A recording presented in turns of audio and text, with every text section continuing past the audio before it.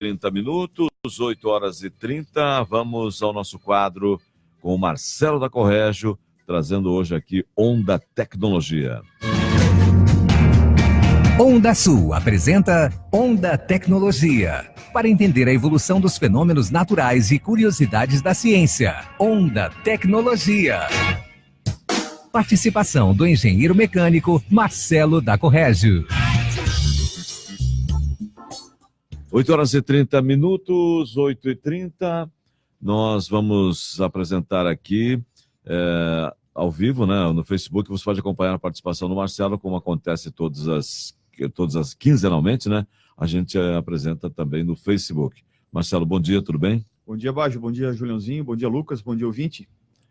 Marcelo, e o assunto hoje é o primeiro assunto é amaciamento de motores, é isso? É isso aí. Quem diz hoje em dia que não é mais necessário amaciar o motor novo ou recém-retificado, é porque ele não costuma abrir o manual do proprietário de um 0 km.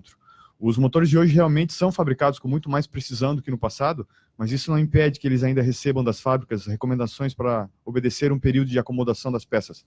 Por melhores que sejam os sistemas atuais de manufatura com acabamento a laser e usinagem de alta precisão, e por menores que sejam as tolerâncias, todas as peças móveis precisam se conformar às outras. Um ajuste fino, que não prejudica tanto o correto funcionamento como era no passado, mas ainda é melhor que seja feito. Muito antigamente, as montadoras de motores precisavam escolher até os pistões que se encaixavam melhor nos cilindros. Hoje, eles sabem que qualquer um vai servir em qualquer cilindro. O que de fato deixou de existir é o amaciamento no qual o motor dependia para não quebrar. Sem ele, o risco era bem grande. Era um procedimento que era exigido para que o motor não tivesse, por exemplo, limalhas de óleo, que são partículas metálicas, para diminuir a vida útil por conta de abrasão. Então, realmente, essa parte do amaciamento por conta do óleo, ela não é mais necessário. Eu me lembro que no manual da Kombi, se exigia a troca do óleo depois de 1.000 km rodados, quando tirava o motor zero da concessionária. Então, porém, o assentamento das peças, ele continua existindo. O objetivo, então, é assegurar o perfeito funcionamento dos sistemas e, o mais importante, aumentar a vida útil. Isso é tão verdade que a maioria dos fabricantes tem recomendações de uso inicial do veículo nos manuais. Algumas são até inusitadas, que na prática impede, por exemplo, que se viajem com o carro em estradas por meses após a compra. Por exemplo, a Hyundai, ela pede para que não se rode em velocidade constante até os 2.500 km. E muitas vezes eles trazem termos imprecisos, que, por exemplo, a gente pode citar, não rodar em marcha baixa por muito tempo, que não tem uma precisão de orientação certa, né? Mas, em geral, essas orientações são parecidas entre as marcas e variam mais na quilometragem. Na média, os primeiros 400 a 500 km deve-se evitar subidas de giro, acelerações além do limite de rotação máxima indicada pelo fabricante. Eu recomendo não ultrapassar o torque máximo do carro. O manual ele vai dizer qual que é, o manual de características do motor vai dizer qual é a rotação de torque máximo. Então, não só porque as peças requerem alguma acomodação, mas também porque o sistema de injeção, eles aprendem o modo de dirigir de cada motorista. Então, a gente tem que ir com uma calma no início da condução do veículo 0 km, para que ele entenda como é que é o perfil de condução e o sistema de eletrônica aprenda como é que é para orientar o motor a funcionar. Isso vai contribuir para a melhor eficiência energética, vai economizar combustível e vai poluir menos o ar. E nessa lista de cuidado também entram os freios. A acomodação das pastilhas novas contra os discos novos leva muito mais tempo do que a gente acha para poder acontecer. Os pneus também não estão numa condição ideal, assim, que são zero. O pneu ele leva quase 500 km para poder ficar com um nível de aderência adequado ao asfalto. Então, a gente vai rodar essa quilometragem para melhorar o funcionamento do motor, ter uma assistência completa dos freios, ter uma assistência de aderência completa dos pneus. Uma vez eu trouxe um Sandero 0 km de Curitiba, que eu peguei na Localiza, a gente costumava utilizar carro alugado lá no Senai, né? Então eu trouxe um Sandero com 17 km que eu tirei da loja. E rodando de Curitiba para Beltrão, eu nunca tinha visto um carro com parece que ele estava despreparado para a estrada. Tá? De fato, a questão do amaciamento, ele funciona bem. A gente está aqui hoje com o Lucas, que é meu colega de equipe lá no Senai. O Lucas já foi meu aluno, ele vai poder concordar comigo, porque trabalhou bastante tempo na área da metalurgia. Se a gente pegar um perfil de aço que tem um gume reto no canto, e pegar uma lima para poder usinada, né? Aquelas primeiras 10 passadas de lima, elas são extremamente duras para acontecer, né? Depois que tu dá aquelas 10 primeiras iniciais, a impressão que vai dar é que o material corre mais solto um por cima do outro. O motor trabalha dessa maneira também, então ele está montado com peças novas, então aqueles gumes vivos que a gente tem em borda de pistão, eles não vão ter um assentamento completo à camisa de cilindro. Então, esse amassamento inicial ele é fundamental para que a gente estenda a vida útil. Conta-se também uma história que o Emerson Fittipaldi, quando ele começou a carreira dele no automobilismo, ele corria numa categoria chamada Super V, que utilizava chassi e motor Volkswagen, né, o Fusca mais especificamente. E que esses motores eram dados pela Volkswagen para que os competidores fizessem a competição, principalmente em Interlagos, na época do circuito grande ainda. Então todo mundo recebia motor zero e todo mundo com motor preso, não amaciado. O Fittipaldi ele pegava esses motores da Volkswagen para competição e montava nas Kombis que o pai dele usava em sociedade que existia numa banca de feira do Ceasa. Então botava o motor na Kombi, o motor que era para competição montado na Kombi, lotava a Kombi de fruta e verduras, saía distribuindo para os feirantes e a Kombi levando carga direto. Depois de uma semana rodando daquela maneira, ele desmontava o motor da Kombi, botava no carro de competição e chegava na pista e ninguém alcançava ele. O que ele fez? Ele atrasou o ponto, ele adiantou o ponto de assentamento das peças e, por consequência, o motor dele ficava solto mais cedo. Só que não tinha nenhum tipo de responsabilidade no motor desse em fazer ele durar 150 mil quilômetros. Era para usar na competição durante 3, 4 corridas e devolver para a Volkswagen. Então ele soltava o motor mais cedo. Então qual que é o critério agora a respeito do amaciamento? Tu quer fazer o motor durar uma vida útil estendida, tem que fazer um amaciamento cometido. Tu quer fazer o motor soltar cedo para que ele tenha desempenho de uma vez, aí tu tem que atingir velocidades mais altas um pouco mais rápido, tá? Com um motor um pouco mais novo. Como a gente considera que vai ficar com o carro bastante tempo, o brasileiro, em média, fica com um carro 0 km entre 9 e 12 anos, segundo a estatística que eu li, antes de fazer a venda.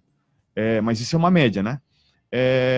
Se pressupõe que tu quer que o motor dure bastante tempo. Então, o ideal é fazer um amaciamento lento, tá? Eu considero que a gente pode verificar se o amaciamento está ocorrendo com mais ou menos intensidade através do perfil de consumo do carro. Eu tenho um perfil padrão, que é Cascavel Francisco Beltrão, em que eu consegui uma elevação de autonomia, de percorrer com um veículo um tanque de combustível, ou em outras palavras, o consumo de combustível diminuiu entre 8% e 10% pós-amaciamento.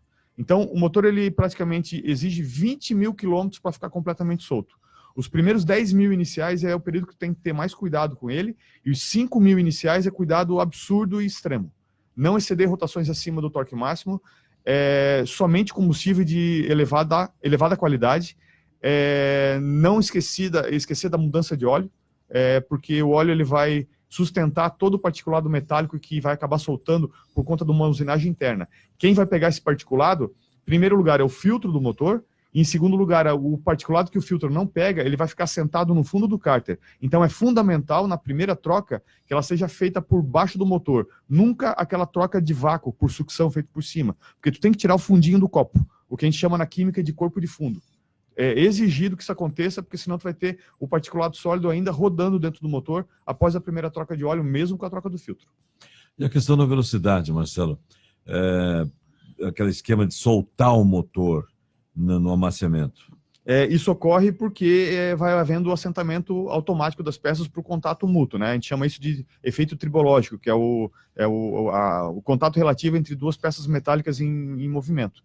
Então ele vai se soltando porque não é que ele vai afrouxando, ele vai aceitando uma parte a outra. Lembrando também que muitas das peças do motor, elas não são do mesmo material. A gente tem uma camisa de ferro fundido, temos um pistão de alumínio, temos um anel de segmento em uma liga de ferro fundido que tem um elemento ligado, né, para ficar um pouco mais resistente à temperatura. Nós temos peças no virabrequim feitas em bronze. Então tem várias ligas diferentes e elas têm entendimento com temperatura e deslocamento de modo diferente também. Elas entendem a questão térmica de modo diferente para poder provocar uma dilatação termovolumétrica. Então elas se assentam com o tempo e vão se gostando, né? O vídeo está perguntando aqui, Marcelo, quando o escapamento começa a soltar uma espécie de fios, o que pode ser? É um fio branco, provavelmente. É uma malha que é usada dentro do silencioso para poder fazer o abafamento sonoro. Então, quando ele está fazendo isso aí, é porque ele está começando a ficar oxidado por dentro. Provavelmente, a qualquer momento, uma tampa inferior desse silencioso pode quebrar e o veículo vai iniciar a fazer ruído por conta do funcionamento do motor. Lembrando que a emissão a emissão sonora é passiva de notificação. Então, se alguma autoridade de trânsito encontrar o veículo fazendo ruído acima do permitido, a gente pode acabar sendo notificado pelo Detran. O ouvinte perguntando aqui também, Marcelo, quanto tempo dura um motor MWM de 75 CVs de um trator? O motor de trator, ele tem avaliação por hora e não por quilometragem percorrida. Então, o que vai fazer um motor desse durar mais tempo é trabalhar em regime constante. Quanto mais tempo esse motor ficar ligado, melhor. Tá? Infelizmente, eu não vou poder passar esse dado de horas de trabalho que o motor desse aí faz. Primeiro porque a exigência é tudo na vida útil do motor desse. Se tu puxa muita carga com um trator desse, se tu aciona a tomada de torque dele, se ele trabalha somente em temperatura elevada, então se tu tem um cultivo que exige a plantação no inverno, o motor vai ter uma característica de trabalho. Se tu tem um cultivo que a plantação é feita no verão, é uma outra característica de trabalho. Então tem que ver como é que é o perfil de utilização da máquina para dizer qual é a vida útil dele. Mas olha, isso aí é um motor na casa de 30 mil horas, 20 mil horas, e mais do que isso eu duvido que ele trabalhe sem exigir uma retífica. Pois é, agora são 8 horas e 40 minutos, o ouvinte está perguntando aqui, Marcelo, quando o carro tem 35 mil quilômetros, não tem como amaciar o carro? Parece que está fraco por ser um HB20 3 cilindros, sendo 1.0. A gente não pode esperar um torque muito elevado de um motor que tem uma capacidade volumétrica menor, né? Lembrando que as montadoras, elas vão seguir uma tendência de oferecer o que o cliente quer. O cliente quer uma potência elevada. Só que a potência elevada, tu não pode pegar um motor que não tem muita capacidade e dar potência elevada sem tirar torque dele. Então, de fato, tu acabou comprando um motor que tem potência a ser entregue, só que ela leva um tempão para fazer isso acontecer. Porque o torque é baixo, é isso que tu tá sentindo. O que acontece? Tu tem dificuldade para ultrapassar caminhões, tu tem dificuldade para subir morro, tu tem dificuldade para arrancar com um veículo com bastante carga, por exemplo, muitos passageiros dentro da cabine. Isso aí é culpa da capacidade volumétrica um pouco reduzida do veículo por conta da popularização do sistema, né? O André Monteiro da Corrégio está acompanhando a programação da Onda Sul lá em Santa Catarina, em Grão-Pará, lá na Sergapa. Sergapa, a cooperativa de eletrificação, né? Vamos Exato. falar de eletricidade daqui a pouco. O povo Exatamente. lá, o colega dele, tá tudo já de orelha em pé para saber. Estão acompanhando pelo Facebook, né? Agora são 8 horas e 42 minutos, vamos fazer um rápido intervalo e o Marcelo volta falando sobre economia de eletricidade. A Autopol tem uma infinidade de itens para automóveis de todas as marcas, tapetes, amortecedores, escapamentos, pastilhas de freio, retrovisores, radiadores, molas, faróis e lanternas. Na Autopol você encontra vidros laterais, vidros de portas e para-brisas para automóveis, caminhões e ônibus. Em promoção, para-brisa para Palio, Celta e Gol G3 e G4 por apenas R$300. É tudo instalado com mão de obra profissional. Autovidros Autopol na Romeu Lauro Verlang no centro. O telefone é 3524-1112. São 8 horas e 42 minutos. A empresa Conesul está em Beltrão há quase 30 anos, trabalhando com produtos de qualidade para deixar sua obra perfeita. Blocos, pavers, cobogós, pré-lajes, tubos de concreto, pré-moldados industriais e comerciais e até 5 pavimentos. Final de ano, é hora de construir ou reformar. Entre em contato com o representante Conesul, 3527-3038 ou 999760110. Visite a Conesul e aproveite o grande feirão de blocos e pavers com o melhor preço da região. Na rua Nereu Schlickmann, na Cidade Norte, próximo ao Ítalo. 8 horas e 43 minutos, voltamos já já com o Marcelo da Corrégio. Estamos apresentando Onda News. Você está na Onda. Rádio Referência. Ondasul.com.br. Novembro, aniversário da Calcibel Calçados. Um mês repleto de ofertas pra você. Confira. Rasteira Beira Rio, R$ 39,90. Sapato masculino Fox, R$ 49,90. Na Calcibel, rasteira Mississippi, R$ 64,90. Tênis Ramarim, R$ 79,90. Compre agora no crediário Calcibel e comece a pagar só daqui a 90 dias. Isso mesmo, comece a pagar só em fevereiro do ano que vem. Cartão de crédito em 10 vezes ou cheque direto para abril de 2020. Calcibel Calçados. Festa na piscina? Jura? E como vai ser, hein? Isso depende de você. Arquisol Beltrão vai sortear uma festa na piscina para você e mais 9 amigos. Basta acessar nosso site e nos contar como seria a festa na piscina perfeita para você.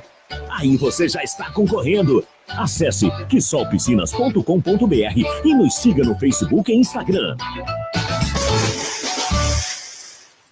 A tecnologia é incrível. Ela aproxima, nos faz rir e nos emociona. Mas uma coisa é certa, ela é só um meio, não substitui talentos. Chats nunca serão uma conversa olho no olho. Na educação também é assim. Por isso, nossa tela preferida ainda é o quadro negro. É essa proximidade que faz o nosso ensino ser 5 estrelas. CESUL, nota máxima no MEC. Vestibular agendado CESUL. Agende sua prova pelo WhatsApp 999 77 46 00 ou pelo site cesul.br. A Zelo, cuidando de pessoas, tem a missão de prestar acompanhamento a idosos, adultos e crianças diretamente na sua residência ou hospital, proporcionando assim tranquilidade para a família. A Zelo conta com uma equipe treinada para cuidar de quem você ama, sempre com muito zelo, dedicação, amor e carinho. Atendimento em toda a região sudoeste do Paraná. Solicite uma avaliação diagnóstica gratuita pelo fone 46 99907 3631. O melhor do hortifruti é na Quinta Saudável do Mano Manfroy. Confira. Cenoura ou abobrinha verde 99 centavos o quilo. Banana prata 1,39 o quilo. Manga tome 1,89 o quilo. Coco seco 3,98 o quilo. Óleo de soja 900 ml 2,99. Chocolate em barra Arcor 80 gramas 2,99. Cerveja Budweiser 550 ml com casco grátis por apenas 3,99. Nesta quinta-feira, Festival do Bife. Além dessas, mais de 260 itens em oferta no Mano. Vem economizar com a gente. Real Móveis, Cidade Norte, Avenida Júlio Assis, Centro. E a hora na Onda. 8h46. Neste mês, a Real Móveis está com grandes promoções na linha de móveis planejados com fabricação própria e entrega rápida. Faça uma visita. Real Móveis, na Júlio Assis, Centro e também na Cidade Norte. Ligou. Ficou. Ligou, ficou. Onda Sul. Onda Sul. Você está no canal da informação, Onda News. Ok, são 7 horas. Que 7 horas? São 8 horas e 47 minutos, 8h47. Nós voltamos com o Marcelo da Corrégio e agora falando sobre economia de energia, Marcelo. Isso mesmo. O que eu vou falar de economia de energia aqui não vai ser aquele padrãozão que todo mundo sempre acaba encontrando em jornal. Vai colocar o litro em cima do... Essa é uma clássica litro que eu aprendi de aqui no Paraná. É botar uma garrafa de água em cima do medidor de energia. Aquilo, sinceramente, desculpa, não tem nada a ver, né? Não tem o menor fundamento aquilo, tá? Então, o que eu quero falar para vocês aqui é coisas que a gente acaba melhorando sobre os termos que já se usa para poder economizar eletricidade. Então, primeira grande dica que eu vou dar para a economia de eletricidade em casa é iluminação LED, tá? Hoje, esse esquema de usar lâmpada incandescente, inclusive lâmpada fluorescente, ele já passou. Então, eu me lembro de 25 anos atrás, quando o padrão era iluminação incandescente, a gente tinha um consumo de energia baseado na alimentação de lâmpadas absurdo. Eu fiz o cálculo para minha casa ontem embaixo, tá? Toda a iluminação da minha casa consome 62 watts, a mesma potência de uma única lâmpada de 25 anos atrás. Então, para dizer que o nosso custo com iluminação, a conta de luz, de fato, de luz, não de eletricidade, caiu 10 vezes. Tá? Então, uma coisa que a gente pode fazer para aumentar a vida útil das lâmpadas e continuar diminuindo o consumo é diminuir o acende e apaga, tá? Porque isso diminui a vida útil da lâmpada. Tem uma marca famosa de lâmpada LED também que está dando uma enganada legal aí no mercado. Ela promete 25 mil horas de vida útil, só que por medição que eu fiz na minha casa, não está passando de 6 mil horas. Óbvio, eu não posso falar a marca. Exatamente. Né? Mas vocês têm que ficar espertos nisso. Eu ia falar isso, Marcelo, porque eu também coloquei todas as lâmpadas LED em casa e já esses dias eu tô achando que tem algumas lâmpadas que queimam muito antes do prazo que é anunciado que elas duram, né? Te dão uma garantia de 1 ano e ela vai queimar pouco depois da garantia. Exato. Se vocês acham que a empresa não faz um teste disso em produção e consegue tirar dinheiro da gente dessa maneira, de fato é verdade. Tá? Infelizmente eu não posso falar o nome da marca, mas a vontade não me falta, porque é um desrespeito com o consumidor. Então a gente tem lá um indicativo de 25 mil horas e eu estou lendo 6 mil horas de vida útil. Então adotem lâmpadas de potência baixa em ambientes que não exigem iluminação forte. Então no quarto, por exemplo, a gente não precisa de iluminação forte. É um ambiente para ficar confortável. Tá? Eu sugiro uma lâmpada de 5 watts por quarto, não precisa mais do que isso aí. A gente pode usar uma de 9 watts, por exemplo, num ambiente de atenção. Né? Usa a lâmpada branca em ambiente como uma cozinha, como um corredor, onde se exige reflexo rápido, e uma lâmpada de tom amarelado, onde a gente quer conforto. Então, na varanda, na sala, no quarto, que aí vai deixar o ambiente arquitetonicamente mais adequado, inclusive. Então, a luz branca para ambientes de atenção e a luz amarela para ambientes confortáveis.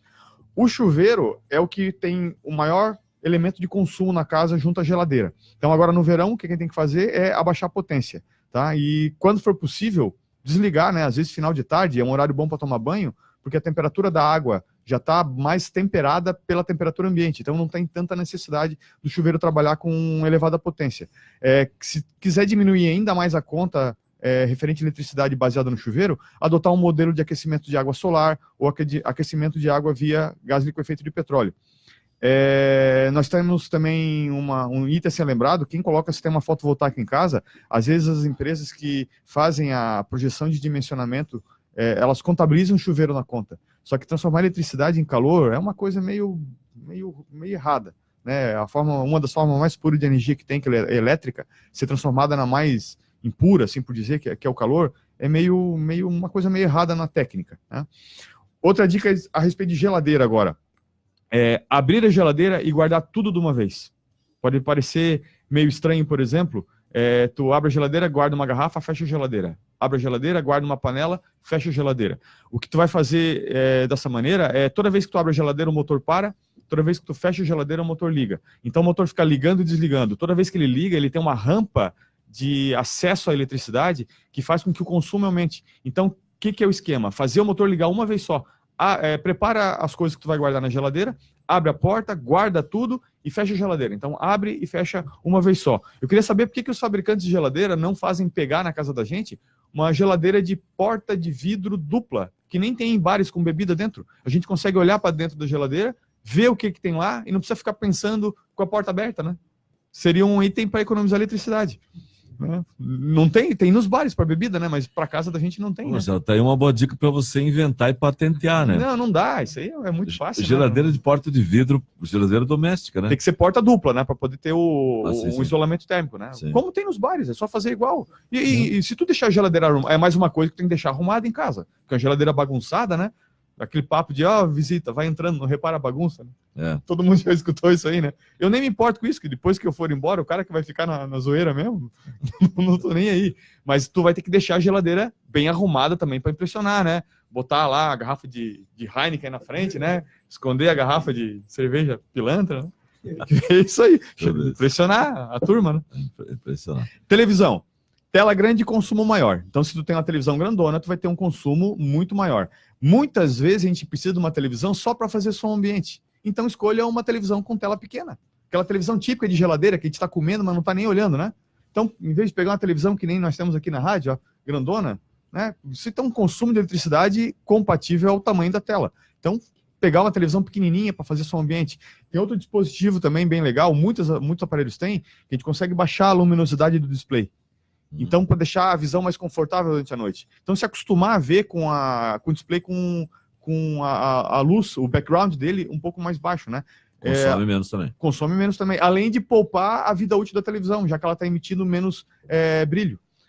Condicionador de ar no verão. Se tu puder optar pelo ventilador, é bem melhor que o condicionador de ar, né? Lembrando que o condicionador de ar, né, o ar-condicionado, como todos chamam, é uma geladeira, só que com um compartimento maior. O trabalho de uma geladeira e de um condicionador é idêntico aos dois.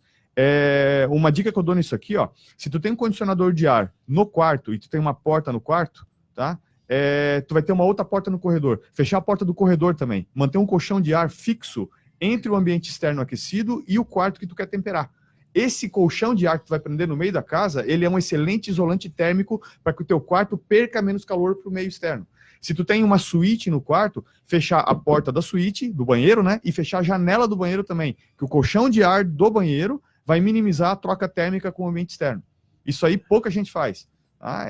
Então a gente tem a porta fechada para evitar a transferência de energia térmica, né? E o colchão de ar para fazer o isolamento. Funciona muito bem também. Tendências de verão. Trovoado o tempo todo, né? Todo final de dia tem uma tendência a dar uma chuvinha com uns raios, tá? A gente tem lá uma incitação a tirar equipamento de eletrônicos e eletrodomésticos da tomada para evitar que tenha consumo stand-by. Ele é mínimo. R$2, R$2,50 no final de um mês na conta de energia. Só que a indicação que eu tenho é a gente tirar tudo que não precisa ficar na tomada para evitar que um custo transiente que é colocado por um raio na rede elétrica acabe fazendo com que os equipamentos entrem em colapso estrutural mecânico e elétrico. Então, aqui em Beltrão, por exemplo, a gente tem uma estatística de, deixa eu ver onde é que está o número aqui, são 4 raios por quilômetro quadrado por ano. É a média em Beltrão, tá? A cidade recordista do Brasil é Porto Real, no Rio de Janeiro, tem 27 raios por quilômetro quadrado por ano. Olha a diferença. 4 aqui, 27 no Rio de Janeiro. No Brasil, a gente tem 78 milhões de raios por ano no território inteiro. E isso faz com que a gente tenha 70% dos desligamentos de transmissão e 40% na distribuição provocado por raio. Então, quanto maior a rede elétrica de uma região, mais estável ela é. Então, aqui em Beltrão, a gente tem 91 mil habitantes. Eu calculei por estatísticas do IBGE, são 28 mil casas. Quando cai um raio na cidade, em Beltrão, aquele transiente do raio é dividido entre 28 mil ramais, que vão para cada casa de quem mora aqui. Não importando o lugar onde ele cai. Não importando. Claro que onde o raio caiu, ali a tensão induzida é maior. Sim. Mais longe ela é menor. Por exemplo, cai um raio lá no teu bairro. Vai afetar o bairro São Miguel, que fica do outro lado da cidade? Vai afetar, dá para fazer, com o osciloscópio a gente pega essa leitura. Puxa. É bem provável que pegue. Pode ser que ela não seja, ela não excite o suficiente para causar problema, mas que dá para fazer a leitura. Baixo no rádio AM a gente pega isso, sabia? Quando cai um raio a gente escuta uma estática, porque o rádio AM ele reflete a onda na estratosfera. Sim. Então o raio está no meio do caminho. Então, como eu estava comentando, em Beltrão tem 21 mil habitantes, 28 mil casas. Cai um raio aqui, ele é dividido para 28 mil residências. Em Florianópolis, por exemplo, são 501 mil habitantes. São 148 mil casas. Então, cai um raio em Floripa, tem muito mais casa para aquele pulso transiente dividir. É por isso que em Beltrão, um raio afeta mais do que em Floripa. É por isso que, por exemplo, em Enéas Marques, com 6 mil habitantes, o raio afeta muito mais do que em Beltrão. Então, quanto menor a região que tu mora, mais seguro é tu tirar tudo da tomada quando tem uma tempestade se aproximando. Tá? Máquina de lavar roupa e máquina de lavar louça. Usar a máquina sempre cheia. Tá? Quando a máquina completar, tu bota ela para trabalhar, para evitar que ela fique ociosa por espaço que está sobrando. Uma coisa que tem gente que não vai gostar, tá? Ferro de passar, tá? Tu tem que usar sempre com roupa acumulada. Então tu vai ligar ele uma vez só para passar todas as roupas que tu tem no dia. Só que ele é fatal para o consumo, tá? Eu confesso absolutamente, eu não passo roupa, tá? Eu adotei o Silasque para roupa. Então, a gente tem que, de repente, atentar mais do ponto de vista econômico e ecológico, tá? Transformar... Em meia hora a roupa vai estar amassada de novo. Pense nisso. Deus passa, né? Deus seca a louça, Deus passa a roupa. O que eu tenho feito, eu boto a roupa bem esticadinha no varal, e ela vai tender a ficar certinha. Não precisa nem passar. Como dizia minha mãe, não vai parecer que saiu da boca de uma vaca, né? Foi mascada. É verdade. E por último aí o carregador de celular, moçada. Tem que tirar da tomada quando vocês não estão carregando o aparelho, tá? É uma peça que é meio perigosa, principalmente os elementos que são importados do Paraguai, tá? Ou da China. Já causou algum tipo de tumulto aí, ele ainda continua consumindo energia, não na mesma quantidade que ele carrega telefone, obviamente, mas se deixar ele na tomada, ele vai continuar fazendo a transformação de tensão, vai continuar retificando a onda e isso consome corrente elétrica, tá? E isso vai influir... Tem gente que não tira nunca, né? Não. Desconecta o celular e deixa lá. E deixa ele na tomada, não é uma boa, tá? Lembrando que esse tipo de ocorrência, ele aumenta a quantidade de corrente que passa no condutor. E normalmente quem incendeia uma casa não é curto-circuito. Curto-circuito não bota fogo em casa, porque quando o curto-circuito ocorre, há o rompimento do condutor. E quando rompe o condutor, a corrente para de circular. Quem coloca fogo em casa é sobreaquecimento por excesso de corrente no condutor. É aquela linha de alimentação que tem várias tomadas ligadas de alta potência. Passa muita corrente, esquenta o cabo, esquenta o que está por trás do cabo e, por consequência, vai acabar pegando fogo numa parede de madeira, por exemplo. Pois é, então são dicas importantes aí. Eu venho te dizendo assim, aquele cara que para na frente da geladeira de porta de vidro, abre a porta e fica escolhendo o que escolher. Aí não adianta. Não adianta, tem que olhar pela porta de vidro. Baixo para fechar, Sim. Queria lembrar que hoje e amanhã a gente tem um evento lá no Senai chamando Mundo Senai, é o dia que a gente abre a porta para poder receber visitação pública. A gente vai ter uma palestra hoje sobre indústria 4.0, NR10 e uma palestra sobre energia solar. Amanhã tem uma palestra comigo sobre tipos de combustíveis disponível no Brasil, lavagem de jeans e modelos inovadores de negócio. Muito bem. Marcelo, muito obrigado. Obrigado ao Lucas também, que hoje veio aqui acompanhar a participação do Marcelo. Tivemos aí um número muito bom aí de pessoas visualizando, acompanhando a participação do Marcelo ao vivo aqui na Onda Sul. E o Marcelo retorna daqui a 15 dias em nossa programação. Obrigado, Marcelo, até lá. Obrigado também, bom dia, ouvinte. 8h59. Você acompanhou Onda Tecnologia.